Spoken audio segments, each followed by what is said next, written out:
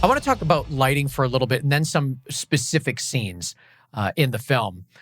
I haven't done anything that really needed to be dark and scary ever before. So I have like no experience in this kind of horror, scary thriller world.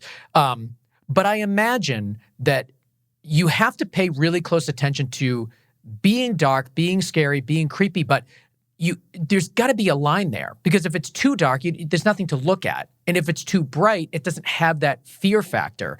So can you talk to me about the way that you approached The Conjuring 3 and maybe just the genre of horror and thriller in your lighting?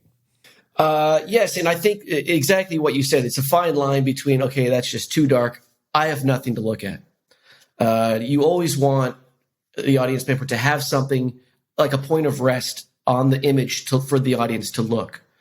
And again, I do that. I try to gently guide the audience to look certain places on the image by something in the screen is a little bit brighter and everything else is dark. Okay, you're going to go to that, and then you're going to look into the darkness and see like that. So you do try to create that fine line of, is it too dark and is it not too dark? And I start off with a certain LUT that we put onto these into the camera. This is started at Photochem with my DI colors grip, and I make it a very dark and contrasty LUT. So when I'm lighting it on my monitors, it takes the image real down low, and it looks like there's no lights on. So it makes me light a little bit more than I think I need to, which is protecting the darkness. So when I go back in the DI, okay, there's actually more information there than I thought. So that just protects me to completely having nothing on the image. Because as you can see, we work with some pretty low light levels. Definitely. Like, is there a particular scene or shot that you really had to push that darkness? Did you get any resistance at all ever throughout the entire film? No. I think Shavs would sometimes. Shavs loved the darkness. He really wanted to make it a gritty, scary movie, and that was done through mood.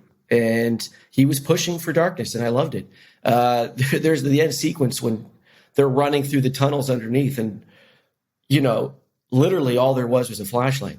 That was it. There was no other lighting for some of that.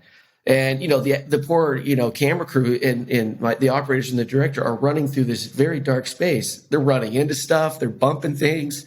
They're like, Burge, give me some light here. I can't see anything. I was like, use the flashlight. So that was it. There was one little flashlight lighting the entire 3,000 square feet of tunnel space. Where were you shooting that? We built that on stage in Atlanta. Oh, nice. Yeah, I mean you certainly see flashlight scenes in films, but you always assume that there's another light source, because how could it just be flashlight? It's kind of interesting to see that you just went for it. Yeah. That's it. That was it. Shavs was, and Michael Shavs was a big proponent of that. That's what he wanted. That was his vision. So it was beautiful. We went with it.